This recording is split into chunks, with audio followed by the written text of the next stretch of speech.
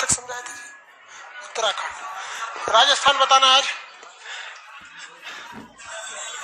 क्या हो गया बाबू? बैठ जल्दी। वहां खड़ा होकर लड़की सबको ना डिस्टर्ब करता है सब, इसलिए ये बेचारा काला है, इसको कोई दिक्कत नहीं।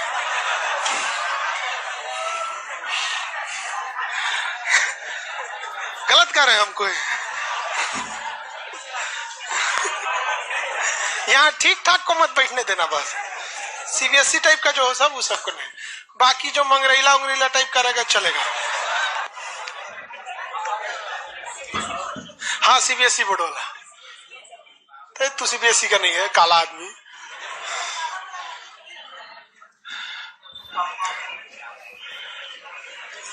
राजस्थान के बारे में बताना है सब लोग को। गुड मॉर्निंग, लाइव से लेके सारे लोग गुड मॉर्निंग स्टार्ट किया जाए राजस्थान के बारे में।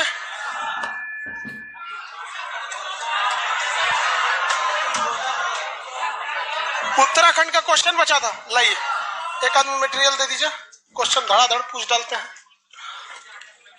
लेट हो गया सर। हाँ बहू आज थोड़ा सा लेट हो गया, पता नहीं क्या है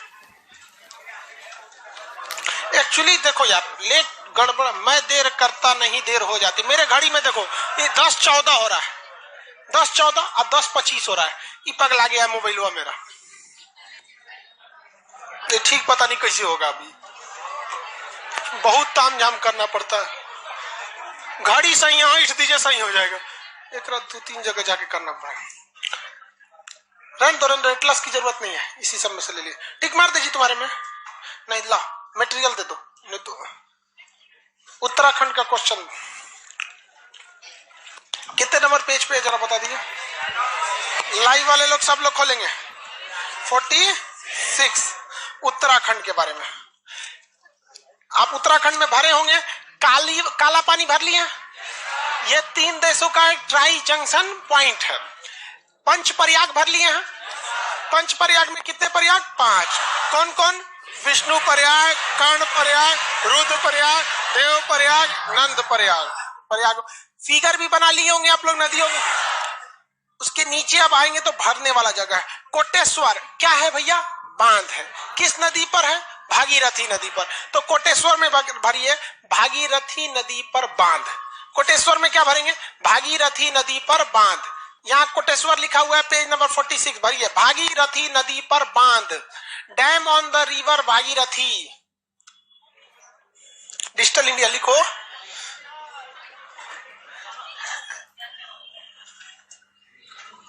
हो गया। टिहरी बांध लिखा, टिहरी लिखे 255 मीटर, भारत का सबसे ऊंचा अर्थ फिलर बांध।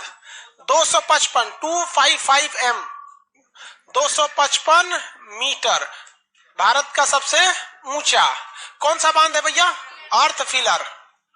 अर्थ फिलर 255 मीटर, भारत का सबसे ऊंचा अर्थ फिलर कौन सा बांध है? अर्थ फिलर। भाखड़ा कौन सा है? भाखड़ा 225 मीटर। भाखड़ा भाखड़ा भाखड़ा पूरा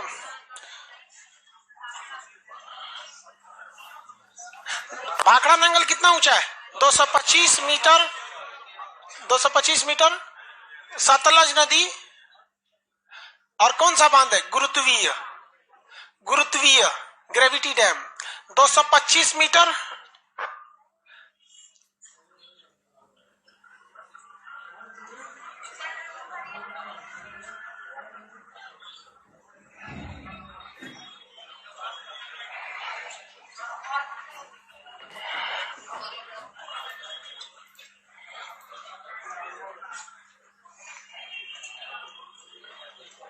हो गया। उसके नीचे आइए, क्वेश्चन बताना चालू किए। उत्तराखंड की स्थापना कब हुई थी? ऑप्शन नंबर ए 9 नवंबर सन 2000। देवभूमि किसे कहते हैं? उत्तराखंड। उत्तराखंड की सीमा कितने देश से लगती है? 2 देश, एक चीन और दूसरा नेपाल। चीन और नेपाल 2 देश से। 2 के ब्रैकेट में चीन नेपाल लिख सकते हैं। उत्तराखंड के कितने भाग है? 2, कुमायूं और गढ़वाल। कुमायूं और गढ़वाल। उत्तराखंड का हाईकोर्ट नैनीताल। उत्तराखंड का हाईकोर्ट नैनीताल। काला पानी कहाँ है? उत्तराखंड नेपाल के सीमा पर। पंच प्रयाग में कौन कौन आते हैं? देव प्रयाग, विष्णु प्रयाग, सब आएगा, सब पांचों सब। Lal Bahadur Shastri national academy Mussoorie.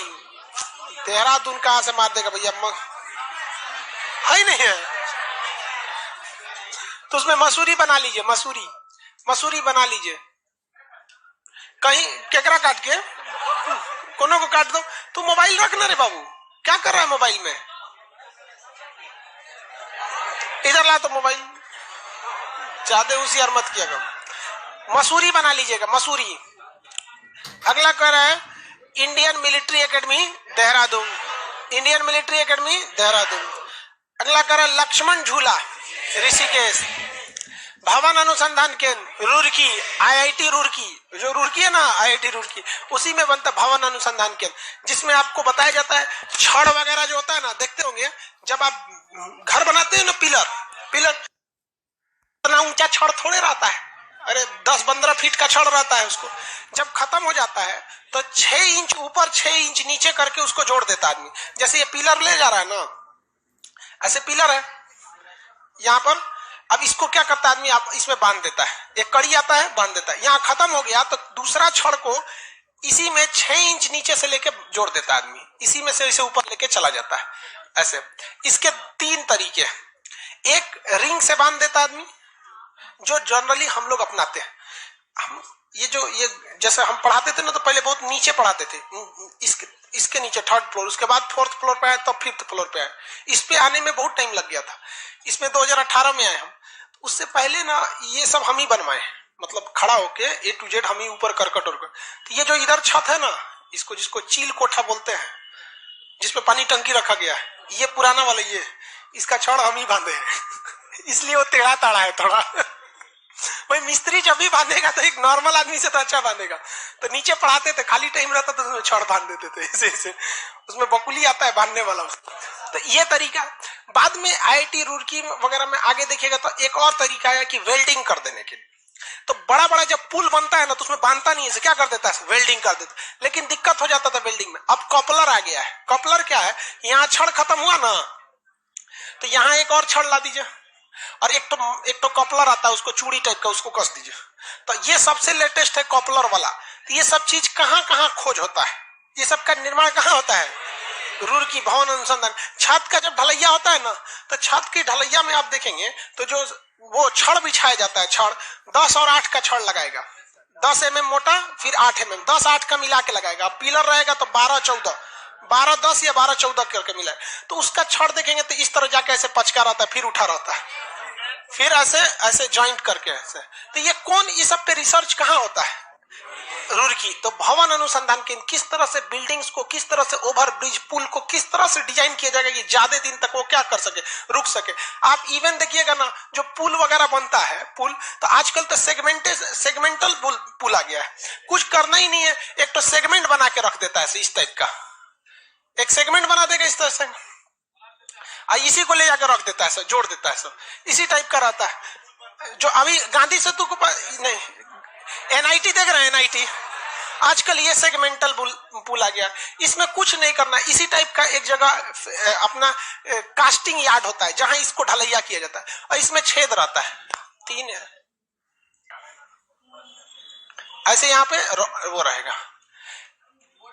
अब एक क्या करेगा ना, लाइन से 5 ठो को इसे लटका देगा, सबको इसी तरह से लटका देगा एक पास में, और उसमें जिस तरह धागा कैसे बिना जाता है वैसे इतना मोटा मोटा 10-10 ठो रॉड का इसमें ग्रुप घुसा के आपस में करके खींच देगा, प्री टेंशनिंग करके तार से खींच के उसको जोड़ देगा।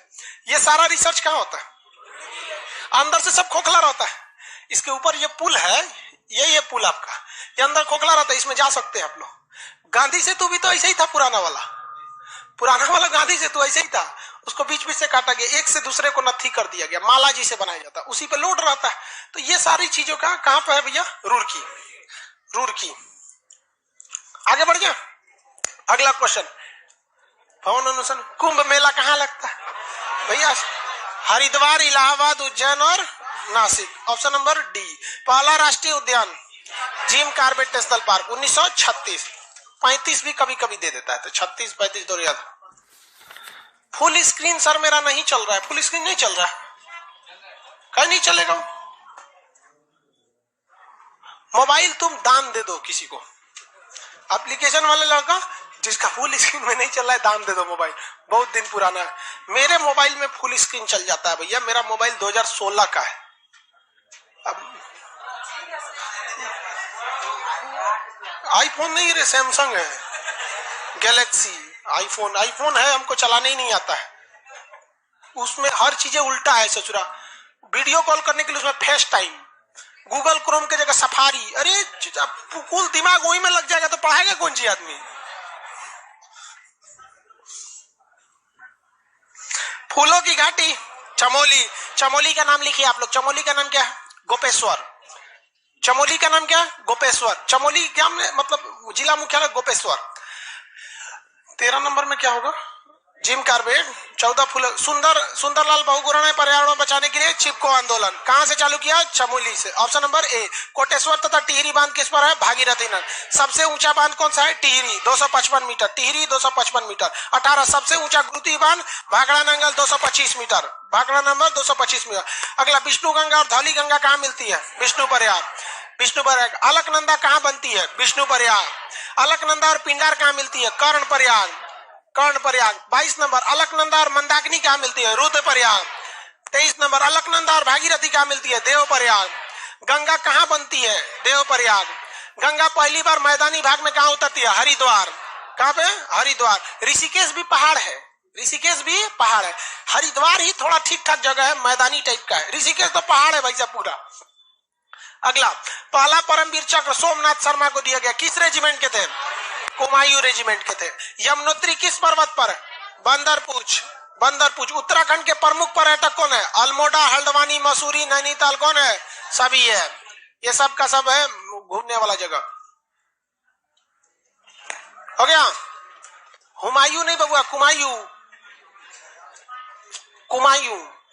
हुमायूं तो पगला बाबर का बेटा था वहां पर। हुमायूं बहुत महान शासक नहीं था, उसको एक बिहारी था शेरशाह सूरी, गलती से मर गया। वो नसीब खराब था, तोप का गोला चलाया, लौट के चलाया, मर गया। नहीं तो ऐस थूरा था ना बिहारी शेरशाह सूरी, दिल्ली तक दौड़ा के मारा था उसको। अब भाग गया वो ईरान। बिहार को ना कभी कभी भगवान धोखा दे देता है। बताइए कुछ दिन और जीवा देता तो बाबर ओबर को खेद दिया था भारत से। अब राजधानी अगर शेरशाह सूरी और जिंदा रह जाता ना तो भारत की राजधानी पटना रहती।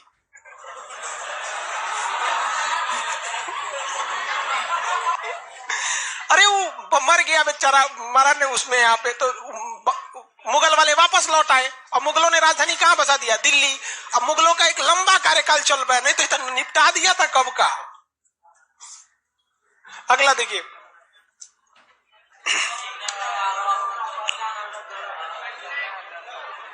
दर्रा की पहचान करना है।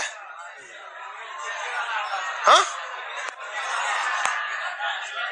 अच्छा उल्टा हो गया, नीचे से ऊपर, ऊपर से नीचे हो गया। कलम दीजिए तुझे, इसमें हम सुधार करते चलते हैं। एक और कौन सा जगह था लाल बहादुर शास्त्री वाला में? ऑप्शन नहीं था। देखिए भाई क्वेश्चन नंबर 29 और 30 जो है ना, क्वेश्चन 29 का 30 में है, 30 का मतलब ऑप्शन बस चेंज कर लेना है, समझ रहे ना? ऑप्शन ही चेंज करना है बस, ऑप्शन गड़बड़ हो गया। 1 नंबर क्या है? कुमायूं। 2 नंबर क्या है? गढ़वाल। 3 नंबर चीन। 4 नंबर नेपाल। तो 29 का क्वेश्चन जो है उसका ऑप्शन कहां चला है? 30 में। 30 का क्या हो जाएगा? 30 का ए, मतलब उसका ऑप्शन ही लगा देंगे। अब आइए 30 नंबर ओरिजिनल क्वेश्चन पे। 30 नंबर ओरिजिनल क्वेश्चन पे। ओरिजिनल क्वेश्चन,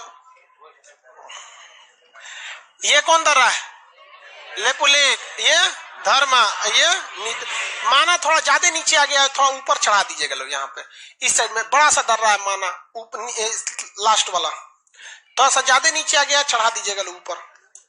ज्यादा ही नीचे आ गया है, ऊपर चढ़ा देंगे लोग। हो गया? अगला राज्य कौन सा है? राजस्थान। स्टार्ट करते हैं राजस्थान से। राजस्थान भारत के उस समय के राजपूतों का गढ़ कौन सा था भैया? राजस्थान। एक से एक यहाँ से योद्धा हुए हैं। यहाँ का खाना जो है ना बहुत जबरदस्त होता है। राजस्थान के लोगों का खाना इतना बड़ा थाली लगाता है लोग, और छोटा छोटा थाली लगाएगा, इतनी इतनी सब चीज रहेगा, इतनी इतनी इतनी सब चीज, इतनी सा अचार, दाल, ये सब, चोखा, चटनी, कढ़ी वगैरह सब चीज, इतना बड़का थाली लगाएगा सब। हाँ, सब लोग रहते हैं यहाँ पे राजस्थान में। अब राजस्थान का हम लोग पहले देखते हैं ज्योग्राफिकली एरिया। भारत का सबसे पश्चिमी राज्य कौन सा है? गुजरात है गधा, दिख रहा है ये गुजरात। भारत का सबसे पश्चिमी राज्य, फिर राजस्थान बोल रहा है, ये मंगरेला। यहाँ कोई दिक्कत नहीं, दिक्कत देखिए, भारत का सबसे ज्यादा क्षेत्रफल का एरिया जो है, इधर देखिए राजस्थान का, भारत के कुल एरिया का ये 10% ले लेता है। राजस्थान के बाद दूसरा क्षेत्रफल के हिसाब से आता है मध्य प्रदेश, तीसरा आता है महाराष्ट्र, और चौथा था आंध्र प्रदेश। आंध्र प्रदेश में तेलंगाना टूट गया, तब आ गया उत्तर प्रदेश, वरना कितना आराम से सिस्टमेटिक था, 1 नंबर, 2 नंबर, 3 नंबर, 4 नंबर। अब गड़बड़ा गया, 1 2 3 और 4 हो गया यूपी। खैर तीने ठोको तो आदमी पूछता है एरिया के हिसाब से, 1 2 3। सबसे ज्यादा बड़ा राज्य महाराष्ट्र, उसके बाद चौथे पे आ जाता है उत्तर प्रदेश। जनसंख्या के हिसाब से उत्तर प्रदेश आगे, यहाँ की जनसंख्या बेलगाम बढ़ रही है, कुछ दिन में उत्तर प्रदेश धंस जाएगा इसे, ऐसे ना जमीन वहां की धंस जाएगी इसे, तब समझ में आएगा जनसंख्या ज्यादा हो गया है। आगे देखिए, ये जग एरिया के हिसाब से सबसे बड़ा है, बट पॉपुलेशन यहाँ ज्यादा नहीं है, जिसके कई रीजन है। सबसे बड़ा रीजन है कि इसकी ज्यादातर जमीन वेस्ट यानी व्यर्थ हो चुकी है, बर्बाद हो चुकी है रेगिस्तान से। किससे बर्बाद हुई है भैया? रेगिस्तान से बर्बाद हो चुकी है। किसकी जमीन? राजस्थान। राजस्थान का ये वाला भाग जो है ना, ये थार का मरुस्थल है। क्या कहलाता है? थार मरुस्थल। क्या कहलाता है? थार मरुस्थल केवल राजस्थान में नहीं है, बल्कि ये पाकिस्तान में भी चला है। पाकिस्तान के लोग इस थार को चोलिस्तान कहते हैं। ये रेलवे एनटीपीसी में पूछा हुआ क्वेश्चन, ठीक है। आगे देखिए, यहाँ थार का मरुस्थल, कुछ हंसता है रे तू लोग, यही सब बिहार को गाली सुनवाता है सब। हाँ? एक से अस्तर नहीं रहता है सब का कुछ। इस थार के रेगिस्तान जो है, यहाँ कोई रहता ही नहीं था, तो हल्ला नहीं करो बाबू, चुपचाप रहिए।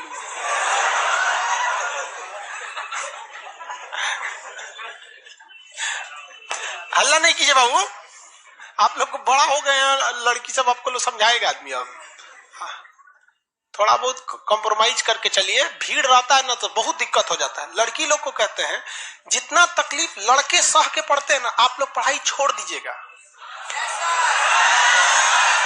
इन बेचारों को देखिए ना, कितना मेहनत है। ये देखिए इसको, किसी लड़की को हम बोल देंगे काला सांड या मंगरीला, तो कल से क्लास छोड़ दी, कोई ठीक नहीं, जाके FIR लिखवा देगी। ये बेचारों को झोड़ते रहते हैं, डांटते रहते हैं, जमीन पे बैठा रहता है, लसराए रहता है, इसे। हाँ, लड़कों का दिल एक्चुअली होता ही नहीं है ऐसा। हम तो अपने को भी बोल देते हैं मंगरीला। लड़के किसी चीज को न सुनते ऐसे निकाल देते हैं, मतलब वो खराब चीज को सुनेगा सब निकाल देगा सब। लड़की उल्टा होता है, वो बढ़िया का चीज निकाल देती है। हाँ, खराब का डाउनलोड कर लेती है सब। उसको कह दीजिएगा चुड़ैल, और वो डाउनलोड कर लेंगे एकदम। याद करो फलाना तारीख इतना बज के इतना मिनट चुड़ैल बोला था। चलो डिस्टर्ब नहीं, चलिए याद देखिए, ये नहर का नाम बता सकते हैं? इंदिरा गांधी नहर। दुनिया की सबसे लंबी सिंचाई नहर इंदिरा गांधी ने। दुनिया की सबसे लंबी नहर भी तो इंदिरा गांधी। सिंचाई भले स्वेज नहर आता था, उस समुद्र पर बन गया। किस बांध या किस बैराज द्वारा इसे लाया गया बताइए?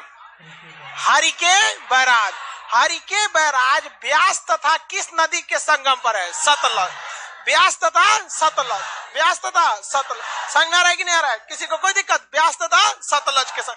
तो थार रेगिस्तान में सबसे बड़ी समस्या पानी की थी, और इसमें इंदिरा गांधी नहर की वजह से इतना बेहतरीन पानी पहुंच गया कि अब यहाँ पर लोगों को पानी की उतनी समस्या नहीं है जितना अन्य मरुस्थल रेगिस्तानों यानी डेजर्ट में है। इसलिए दुनिया में सबसे ज्यादा आबादी वाला मरुस्थल कौन सा है? थार मरुस्थल। किसके वजह से?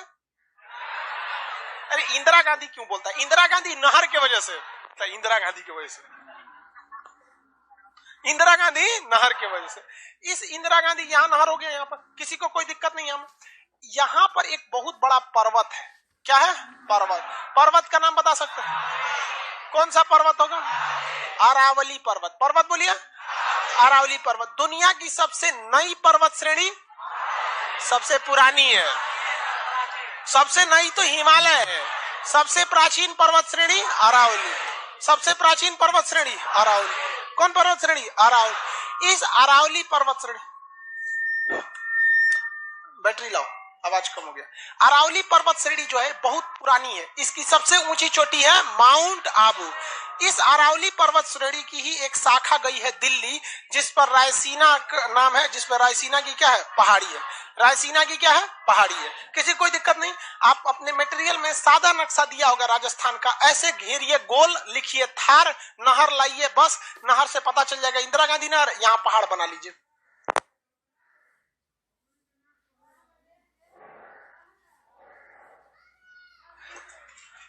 अब साउंड ठीक हो गया होगा? सादा नक्शा है ना, फ्री हैंड से बनाना है, इतना संकोच नहीं करना है आपको। जैसे किस में बना दे हम, लाइए किसी कोई आदमी ला तो बना।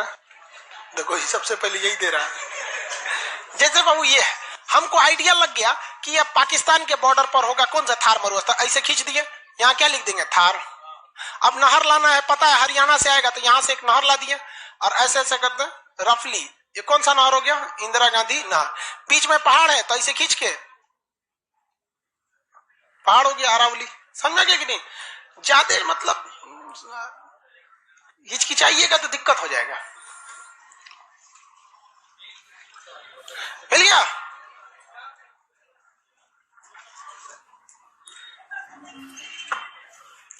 नहीं बना? जल्दी बनाओ बहू। उतना नाम लिखने की क्या जरूरत है? नाम लिखने की क्या जरूरत है? अपने याद हो जाएगा वो।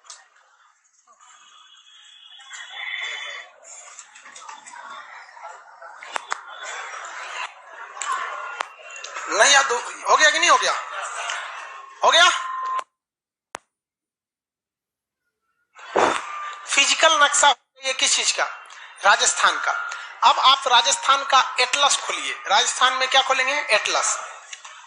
एटलस खोल दिए राजस्थान में। पेज नंबर कितने पे है? 13। अरे जो 12-13 दोनों पर होगा, फिजिकल पॉलिटिकल। हो गया बाबू? राजस्थान का सबसे इधर ऊपर की ओर एक जगह देखिए, जिला होगा श्री गंगानगर। मिल गया? गंगानगर मिल गया। सबसे ऊपर ये जिला कौन सा हो गया? गंगानगर। मिल गया भैया गंगानगर? गंगानगर नहीं मिला? ये जिला गंगानगर।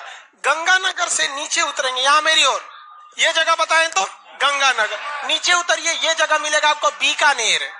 नीचे उतरिए, जगह का नाम बीकानेर। एक और जिला होगा बीकानेर। मिल गया बीकानेर?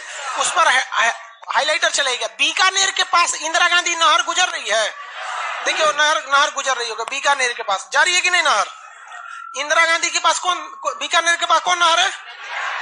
बीकानेर जो जगह है, ये यहाँ का भुजिया, नमकीन, चिप्स ये सब बड़ी फेमस है। बीकानेर वाला, हल्दीराम और बीकानेर वाला। देखे कि नहीं? सीबीएसई वाला को पता होगा। हाँ भाई जो भी है। इसके इधर देखेंगे जोधपुर, सॉरी जैसलमेर। मिल गया जैसलमेर? इस साइड में जैसलमेर मिला कि नहीं मिला? वहां हिरन बनाया है जैसलमेर के पास। क्या लिखा है? हाँ? मरुस्थल है, राष्ट्रीय उद्यान है वो। वहां पर हिरन वगैरह पाए जाते हैं। मरुस्थलीय क्षेत्र के हिरन वगैरह यहाँ पर पाए जाते हैं। किसी को कोई दिक्कत है? आगे बढ़ जाए।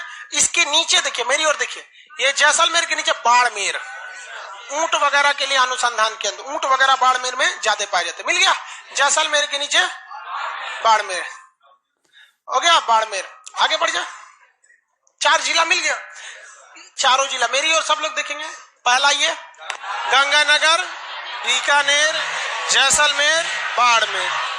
गंगानगर, बीकानेर, जैसलमेर, बाड़मेर। गंगानगर,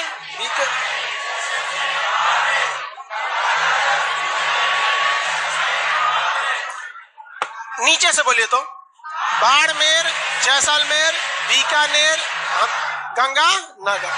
ये 4 जिले हैं राजस्थान के। इन 4 से एक सवाल पूछता है कि राजस्थान के कितने जिले पाकिस्तान से सीमा बनाते हैं? 4 जिले। चारों के नाम गंगानगर, बीकानेर, जैसलमेर, बाड़मेर। जैसलमेर और बाड़मेर। नीचे वाले से ये बाड़मेर ऊंट वगैरह के लिए बहुत फेमस है। जैसलमेर बहुत ही गर्म क्षेत्र है। बीकानेर ये वाला एरिया यहाँ जूनागढ़ का किला है। बीकानेर में कौन सा किला है? जूनागढ़ का किला है। ऊपर में जगह कौन सा भैया? गंगानगर। कौन सा जगह? गंगानगर। अब इन चारों जिलों की स्पेसिफिकेशन समझते चलते हम लोग। ये बताइए ऊंट वगैरह के लिए फेमस जगह, गर्मी भयानक पड़ती है जैसलमेर। कौन सी जगह? जैसलमेर। ये लड़ाई भी हुआ था जैसलमेर में 1971 के समय। जैसलमेर के इधर देखेंगे आपको मिलेगा पोखरण। कौन सा जगह है? पोखरण। जैसलमेर के पास इस साइड में देखेंगे पूरब में पोखरण मिल गया। पोखरण जैसलमेर के बगल में पोखरण। कौन सा जगह है? पोखरण। भारत ने अपना परमाणु परीक्षण कहाँ करता है? पोखरण। कहाँ करता है? पोखरण। यहीं पे क्यों करता है भैया? यहाँ कोई रहता ही नहीं है, मरुस्थलीय क्षेत्र, भड़का दो कुछ भी, कोई दिक्कत नहीं है पोखरण में। तो 1974 में इंदिरा गांधी ने डिसाइड किया कि हमें क्या बनाना है? परमाणु बम बनाना है। कब डिसाइड किया इन्होंने? 1974 में। बट उस समय हम लोग उतना डेवलप नहीं थे, तो हम लोग यहाँ पर मई 1974 परमाणु बम का परीक्षण करने के लिए सोचे। लेकिन 1974 में हम लोग उतना डेवलप नहीं थे। 1974 में हम लोग के यहाँ मोटरसाइकिल नहीं थी बढ़िया, राजदूत उष्टू टाइप का थी सब। वहां फ्रीडम तो इधर आया है यार। 1974 में फ्रीडम कहाँ था? यमाहा वगैरह था। यहाँ पर इन्होंने पोखरण में परमाणु परीक्षण किया, लेकिन गलती से वो उतना सक्सेस नहीं हुआ जितना होना चाहिए था। उस परीक्षण का जो नाम था, उसका नाम था स्माइलिंग बुद्धा। क्या नाम था? स्माइलिंग बुद्धा। तो हो गया बात वही, भड़कइबो किए लोग, फूस दे करके रह गया, पकड़ा गए हम लोग। अब अमेरिका हम लोग पे दबाव बना दिया। अमेरिका ने एक नियम बना दिया CTBT और CTBT, comprehensive test ban treaty. कोई भी व्यक्ति परमाणु बम का परीक्षण नहीं कर सकता है, और बैन लगा दिया। ना आपको जल पे परीक्षण करने देंगे, ना थल पर परीक्षण करने देंगे, ना हवा में परीक्षण करने देंगे, पूरा बैन लगा दिया। और NSG बना दिया, national supplier group, nuclear supplier group, कि कोई भी देश भारत को मतलब यूरेनियम नहीं देगा। तो हम लोग पास यूरेनियम ही नहीं था, चोरी छुपे हम लोग यूरेनियम मंगाते भी तो CTBT था, परीक्षण करने नहीं देगा। भारत ना NSG को माना है, ना CTBT को माना है, और NPT लगा दिया, न्यूक्लियर नॉन प्रोफिलरेशन ट्रीटी, नाभिकीय अप्रसार संधि, की कोई भी देश दूसरे देश को मतलब टेक्नोलॉजी नहीं बेचेगा कि परमाणु बम बनता कैसे। मतलब साला चोट्टा चारों ओर से घेर दिया। कभी कभी गरिया देते हैं यार, क्या हम मशीन थोड़े हैं कि जो सेट कर दिए वही बोलेंगे। देश पे बात आती है तो हम सब भुला जाते हैं। तो दोस्त है ट्रम्प है कि बाइडेन है, सोच रहा बाहर में जा तू कोनो चीज हो। या पहले हमको मतलब तुम बनाओ परमाणु बम, कोई दिक्कत नहीं, हम लोग दिवाली वाला धुकधुकुआ बनाएंगे। मतलब NPT क्या कहता है? न्यूक्लियर नॉन प्रोफिलरेशन ट्रीटी, नाभिकीय अप्रसार संधि, कि कोई देश दूसरे देश को परमाणु टेक्नोलॉजी नहीं देगा। NSG, कोई देश मतलब बिना परमिशन, NSG के बिना मीटिंग के मतलब यूरेनियम सप्लाई नहीं करेगा। और यूरेनियम उसी को सप्लाई करेगा जिसने CTBT पर साइन किया कि हम परमाणु बम का परीक्षण नहीं करेंगे। जी भाई साहब, परीक्षा माने बम बना के क्या कर लेंगे? मान के चलिए हमारे पास टेक्नोलॉजी आ गया, ठीक है, और NSG से हम सप्लाई करके यूरेनियम भी ले लिए। NPT कहता है बम परीक्षण नहीं करने देंगे। तो भाई बना के रखने से थोड़े होता है, एक बार पटके उठके तब ना समझ में आएगा काम कर रहा है कि नहीं। पता चला बना के रख लिया, युद्ध में पटके तो धुआं दे के रह गया। तो एक बार परीक्षण मतलब चारों ओर से हम लोग को घेर दिया था। अब भारत वाले वैज्ञानिक भी तो मतलब है सब उसी हिसाब के ना। भारत वाले ने कहा कि एक काम कीजिए, एक समझ में नहीं आ रहा है, अमेरिका से कहिए तू हमारे यहाँ परमाणु बिजली घर लगाओ। तो इंदिरा गांधी थी ना, अमेरिका को फुसला दी, कही कि देखिए ना गुजरात में हमारा तारापुर जगह है, वहां परमाणु बिजली घर लगाना है, उसमें बिजली बनेगा, लाइट बत्ती जलेगा, आप बिजली घर लगाइए। सुने हैं कि 300 करोड़ का खर्चा आता है, जबकि 200 करोड़ का खर्चा आता था। तो अमेरिका लपलपा गया कि अरे दादा बिना मोलाई तो रेट बढ़ा दी है। अजब हाल है भाई, महिला मोलाई ना करे, ऐसा हो सकता है? महिला को कोनो सामान फ्री में कहेंगे तो कहेगी 2 गो दे दो।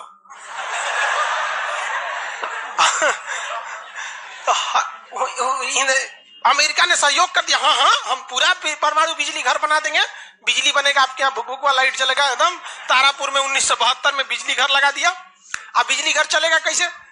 इंदिरा गांधी का हमें यहाँ यूरेनियम नहीं है, एक काम कीजिए जो बिजली घर लगा है ना उखाड़ के ले जाइए, अपना ठेका कैंसिल। कहा अरे पगली कही के तो पैसा दे, तो पैसा कौन सी का, ये तो कौन सी तू बनी ले NSG कि हम यूरेनियम नहीं देंगे। कहा अच्छा तुमको दे देंगे, कोई दिक्कत नहीं। अब वो यूरेनियम लिया था हमें बिजली घर में भड़काने के लिए। अरे भैया तू ले आओ ना, हम लोग ना डिसाइड करेंगे इसको भड़काना किधर है। इधर आया 1972 में तारापुर में, उधर तैयारी चल रही थी 1974 में। हम लोग ने उसमें से निकाल के इसमें भड़का दिया। बाद में पता चला गलती हो गया, अमेरिका होशियार निकला, जो यूरेनियम बिजली घर में लगता है वो 20% इनरीच रहता है, अब परमाणु बम में 80% इनरीच चाहिए होता है। हमसे गलती हो गया ससुरा, जातो गया भातो ना मिला, भड़काइयो दिए बदनामो हो गए लोग, और सब सतर्क हो गया, सब हरक गया, सब देहात में बोला जाता है ना हरक गया सब। ले भाई हम लोग को पता नहीं था, जो हम लोग कच्चे मसाला पे भड़का दिए थे लोग। अब क्या हो, इस सब 75 को नियम लगा दिया, हम लोग को कोई देता ही नहीं था। तो बस अब भारत में वैज्ञानिक, इंदिरा गांधी ने प्रोग्राम को कैंसिल नहीं किया, कहा कि बनाइए। अब भारत में धीरे धीरे आगे गए, एक से एक वैज्ञानिक मिल गए सब। उसमें एक चिदम्बरम थे बहुत मशहूर वैज्ञानिक, और उसके बाद मिल गए हमारे APJ अब्दुल कलाम, सोने पे सुहागा। इन्होंने परमाणु बम बनाने की पूरी तैयारी कर ली। अब तब तक लेकिन कोई भी प्रधानमंत्री डरे उन लोग को खुली छूटे नहीं देता था कि परमाणु भड़काइए, क्योंकि अगर फूस हो गया, देखिए भड़क के सक्सेस हो गया तो किसी के बाप की औकात नहीं फिर कुछ बोले। भड़का दीजिए उसको, उसके बाद कौन सी बोलता है, ले आओ रे ले आओ, तो कौन सी नहीं। लेकिन अगर भड़काए और फूस कर गया तब तो पिटा जाएंगे। जापान पर परमाणु बम मार दिया था अमेरिका, जापान चुपचाप देख लिया था। जापान के बाद परमाणु बम रहता ना, अरे बाप रे बाप, उनको तो दिखाया रहता, जापान मारा रहता ना जिसका कोई हद नहीं। मजबूरी हो गई थी, तो भारत के सामने यही रास्ता था कि भैया अगर भड़का दिए और अगर सक्सेस नहीं हुआ तो इस बार माफी मिलने वाला नहीं है, क्योंकि 1974 में एक बार माफ कर दिया था। लेकिन अटल बिहारी वाजपेयी का जब नेतृत्व आया प्रधानमंत्री का, तो अटल बिहारी वाजपेयी ने कह दिया था भैया कुछ भी हो जाए, कुछ भी हो जाए, हमारा देश रहना चाहिए। आज के नेता रियलिटी बताते हैं। अटल, हम जो लोग, हम और आप उस पीढ़ी में से हैं जिन्होंने एक साथ दो महापुरुष को अपने देश में देखा, राष्ट्रपति के रूप में APJ अब्दुल कलाम और प्रधानमंत्री के रूप में अटल बिहारी वाजपेयी। और ये सौभाग्य पृथ्वी पर अब किसी को नहीं मिलने वाला है, क्योंकि ये ऐसे लोग थे जिनका अपना परिवार बाल बच्चा कुछ नहीं, देश ही समझा मतलब देश है, मतलब देश है यहाँ पे, और कुछ नहीं। यहाँ पे गलवान में चीन घुसा है ना, चोट्टा अटल बिहारी वाजपेयी रहते तो बता रहे, तो दिखने में बुढ़ा थे अटल बिहारी वाजपेयी। यहाँ पे बड़े बड़े जवान लोग का छक्का छुड़ा देते थे बॉर्डर पे। उन्होंने खुला छूट दिया APJ अब्दुल कलाम को, कहा कि आपको हमारे परमिशन की जरूरत ही नहीं है, आपको जो करना है करिए, हमको नहीं, हमको बस परमाणु बम चाहिए, हमारी सरकार रहे चाहे सरकार गिर जाए। और रियलिटी में है, भारत में अटल बिहारी वाजपेयी अगर परमाणु परीक्षण न करते तो भारत पर अमेरिका सैंक्शन नहीं लगाया रहता और अटल बिहारी वाजपेयी की सरकार नहीं गिर जाती। लेकिन अगर वो अपनी सरकार को सोचते तो कोई भी शिक्षक मंच पर खड़ा होकर किसी प्रधानमंत्री का खुलेआम तारीफ नहीं कर सकता, वरना कितने प्रधानमंत्री आए, कितने गए, किसी के लिए शब्द नहीं निकलता है। तो इतिहास हमेशा याद रखिएगा, आपको न्यौछावर करना पड़ेगा। यहाँ पर ऐसे चमचागिरी करने से किसी का नाम लेता आदमी, लेकिन विरोधी भी जिनका नाम लेते हैं ऐसे महापुरुष थे अटल बिहारी वाजपेयी, APJ अब्दुल कलाम। कोई है जो गिरियाएगा? हाँ, उसे जो अपने बेचारा शर्मा जाएगा, किसको बोल। उन्होंने खुला छूट दिया और कहा कि जो करना है करिए। APJ अब्दुल कलाम कहे ठीक है, लेकिन अमेरिका को पता चल गया कि APJ अब्दुल कलाम चल गया वहां, ये पक्का सफल कर देगा, तो उसने उसके ऊपर ना सैटेलाइट छोड़ दिया, अमेरिका से सैटेलाइट छोड़ा और भारत के ऊपर निगरानी करने के लिए। अब यही गलती कर दिया अमेरिका से सुना। APJ अब्दुल कलाम को फुसलाने के लिए नासा बुलाया, आइए ना, आइए नासा आइए। तो APJ अब्दुल कलाम चल गए और कहा कि देखिए देखिए कितना बड़ा बड़ा मशीन है नासा में, ऐसा ना इंडिया में है, टूटल फूटल स्टेबलाइजर रख ले रहता है, स्टेबलाइजर का नट उठ जाता है तो पिलास से दाब के करता है। कहा वहां वैज्ञानिक बने, यहाँ ये हम आपको नासा का हेड बना देंगे। यहाँ पर कहा कि ठीक है, हम नासा का हेड हम क्या करेंगे, हमारा कौन है, ना बाल बच्चा ना कुछ, एक को चीज है मेरे लिए, मेरा दुनिया में कुछ नहीं है, केवल और केवल मेरी भारत माँ है, आप वो भी छीन लेंगे हमसे, ऐसा थोड़े हो सकता है। उन्होंने कहा नहीं, और यहीं से थोड़ा उससे गलती हो गया। वहीं पर उन्होंने देख लिया था कि अमेरिका ने भारत के ऊपर क्या लगा रखा है, सैटेलाइट मॉनिटरिंग के लिए, और वहां पे उसने अमेरिका की सबसे बड़ी गलती हो गई। यहां आने के बाद उन्होंने बता दिया, देख भैया हम जो काम कर रहे हैं ना, सारा अमेरिका क्या कर रहा है, सैटेलाइट से देख रहा है। तो सब वैज्ञानिक का असर ले, भड़काने से पहले तैयारी करना पड़ता है 1.5-2 महीना की। अब क्या किया जाए, तो कहे कि देखो भाई, इस अमेरिका के जो सैटेलाइट जाता है ना, दोबारा घूम के आने में ना लगभग 1-1.5 घंटा का गैप हो जाता है। इसी बीच में जो करना है करो। कहे कि 1.5 घंटा में कौन सी करेंगे। तो अटल बिहारी वाजपेयी ने खुला छूट दिया था किसको, एपीजे अब्दुल कलाम। एपीजे अब्दुल कलाम ने कह दिया ना कि एक काम कीजिए, ऐलान कर दीजिए कि यहाँ मिलिट्री एक्सरसाइज होने जा रहा है, सेना यहाँ युद्ध अभ्यास करेगी, कैसे युद्ध लिया जाता है, एकदम ओरिजिनल युद्ध का मैदान। अब युद्ध में कहीं घर बन रहा है तो कोई पूछ रहा है काहे लिए बन रहा है, तो इसी पे बम मार के प्रैक्टिस करेंगे। घर नहीं बन रहा था, वो इसलिए बन रहा था कि परमाणु बम कितना खतरनाक होगा। लोगों को लगा कि फौज इस पे मार के देखेगी कितना तबाही मचा रहा है। अरे भाई साहब बकलोल, वो तैयारी अब्दुल कलाम ने करवा रहे थे कि जब फोड़ेंगे तो देखेंगे कि घरवा उधिया रहा है कि नहीं। तो लोगों को लगा हम मिलिट्री एक्सरसाइज कर रही है, सब चीज काम हो गया। लेकिन अमेरिका को कहीं ना कहीं भनक लग गया, क्योंकि हर घर में सतयुग से कलयुग तक साले विभीषण हर जगह मिलते हैं। भारत में कोनो जाके कह दिया वहां पर, तो भनक लग गया। तो अमेरिका ने उस सैटेलाइट की टाइमिंग घटा दी।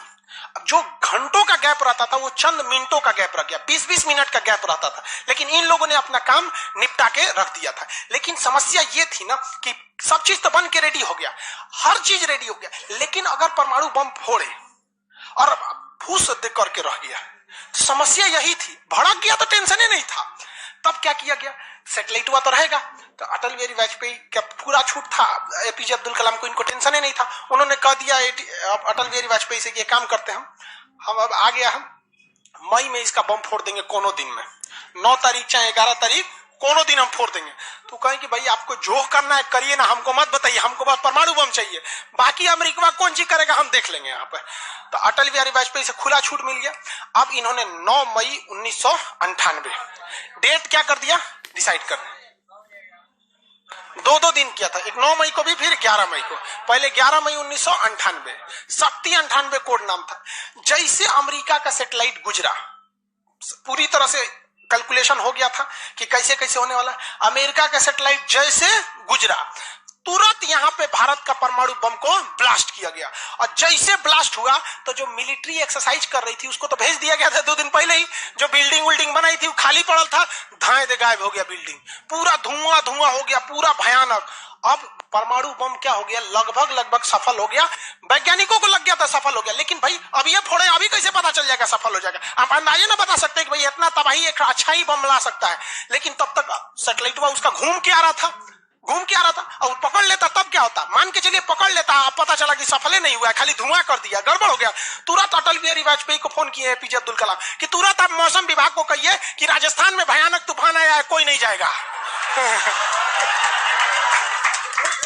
अटल बिहारी वाजपेयी ने तुरंत घोषणा करा दी, राजस्थान के लोग अपने घर में रहे, बहुत भयानक तूफान आया है। अब उसका सैटेलाइट आ रहा है तो देख रहा है धुआं हुआ है, तुरंत मैसेज भेजा नासा में, धुआं हो गया यहाँ पे। कहीं मतलब धुआं हुआ, तूफान आया है वहां पे। तूफान आया है, सोचा। वहां से चला गया, तब परीक्षण देखा गया, एकदम सक्सेस। अब टेंशन ही नहीं है, एक और फोड़ दो, 2 को फोड़ दिया गया, पूरी तरह से सक्सेस हो गया। और ससुरा अमेरिका को अभी तक पता है कि वहां तूफान आया है, अरे वहां दूसरा तूफान आया है। अब भारत में कुछ भी कहिए तो डर तो लगता है, भाई अमेरिका बहुत खतरनाक देश है। आज हम लोग भले शक्तिशाली है, 1998 में हम लोग को पाकिस्तान आगे दिखा देता था, 99 की करगिल वार याद कीजिए।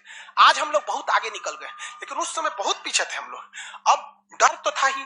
अब भारत के प्रधानमंत्री सब राष्ट्रपति सुखपुकाइल थे, अमेरिका क्या करेगा, ओके पते नहीं। 9 तारीख बीत गया, 10 तारीख बीत गया, पता ही नहीं चला अमेरिका को। अटल बिहारी वाजपेयी अब्दुल कलाम से पूछे कि महाराज तो सोचा कुछ सुख बुगाइए नहीं रहा, ओकरा पते ना चलल है। एक काम करते हैं, आप धड़ल्ले से फोड़ देते हैं, क्या फायदा है हम। तो फिर 11 मई को 3 गो और फोड़ दिए, 2 गो गायब करके। जैसे परमाणु बम निकला धाम से फोड़े, पता ही नहीं चला दूसरा। लेकिन भाई धड़ाधड़ 5 गो फोड़ दीजिएगा तो पता चल जाएगा कि नहीं पता चल। ये डाउट हो गया पाकिस्तान को, जनते का है। हम लोग फोड़ रहे थे यहाँ पे, अब भूकंप आ रहा था यहाँ।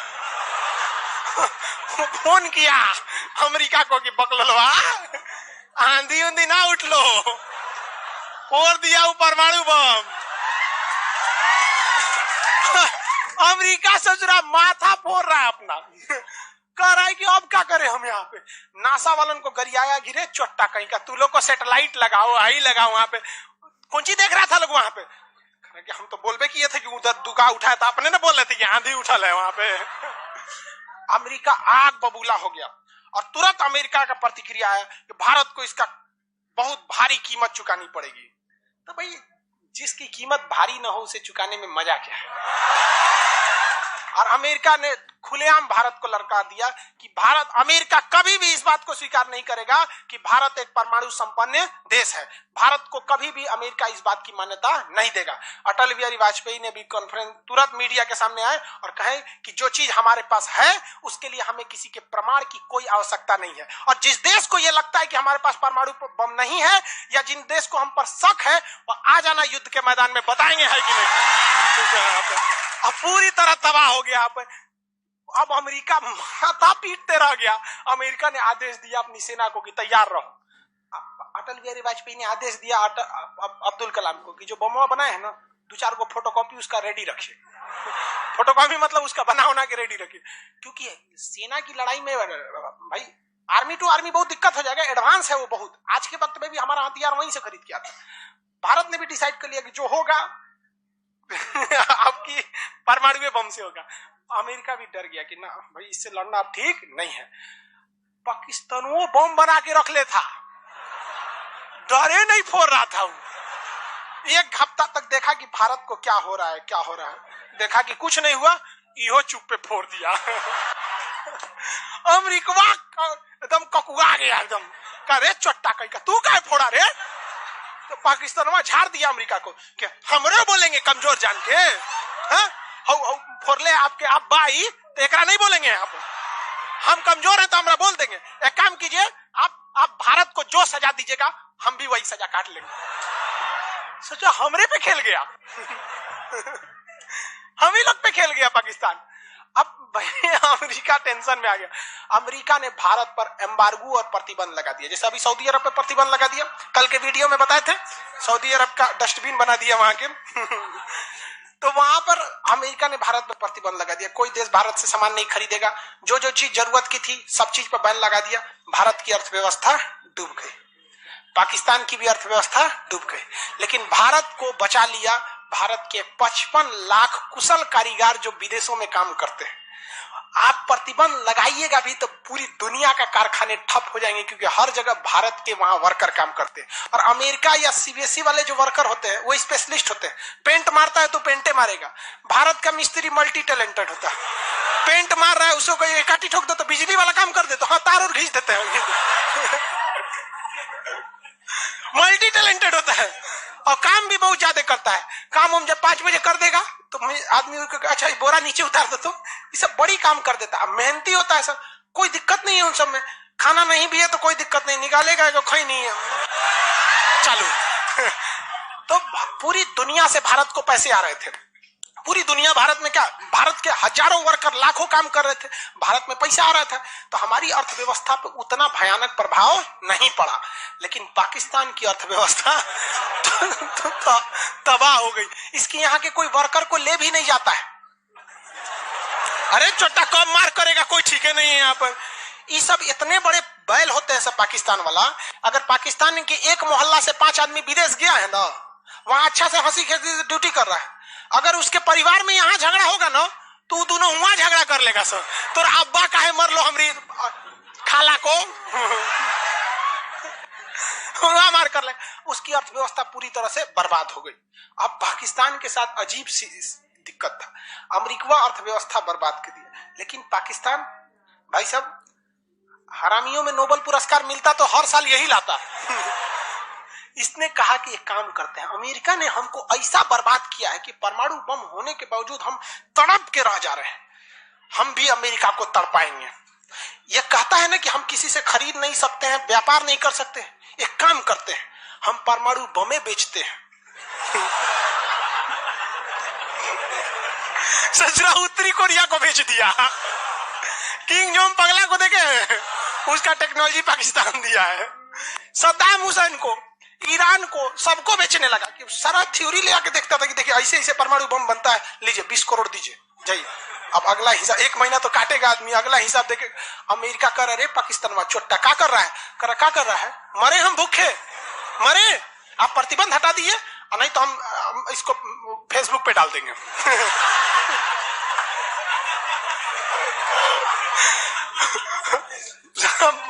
अमेरिका पगला गया, अमेरिका प्रतिबंध हटाया।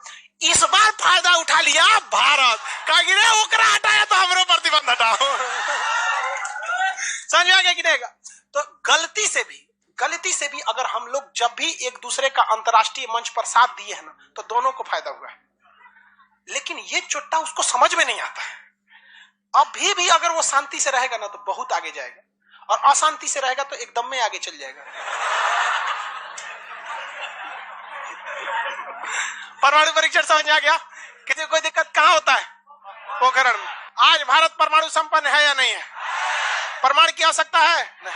अब अमेरिका केस कर दिया भारत पर, कहा कि आपने न्यूक्लियर प्रसार संधि तोड़ा है। भारत ने काम नहीं तोड़े, हमने किसी से संधि मंगाया ही नहीं है, हमारे खुद के वैज्ञानिकों ने खुद बनाया है।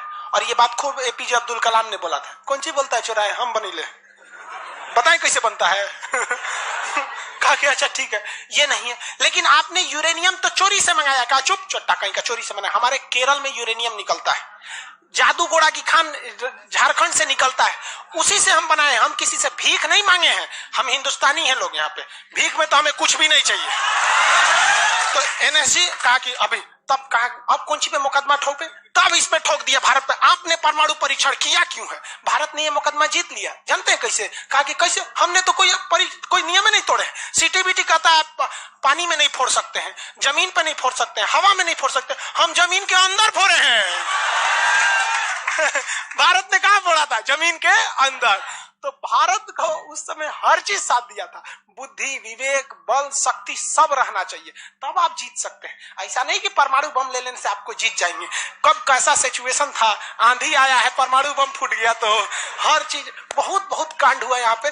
बाद में अमेरिका को समझ में आ गया कि नहीं हो सकता है, अब भारत को नांग नहीं सकते।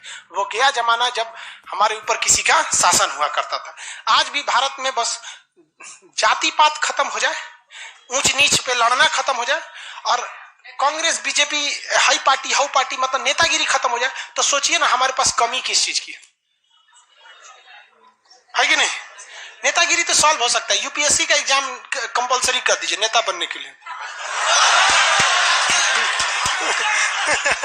काम खत्म, तुरंत खत्म हो जाएगा काम। आप इसको समझ में आ गया कि नहीं? लाइव वाले सब लोग समझ में आ गया? अब आगे कल समझेंगे लोग, आज के लिए इतना ही, खत्म हो गया, टाइम में कम पड़ जाता है।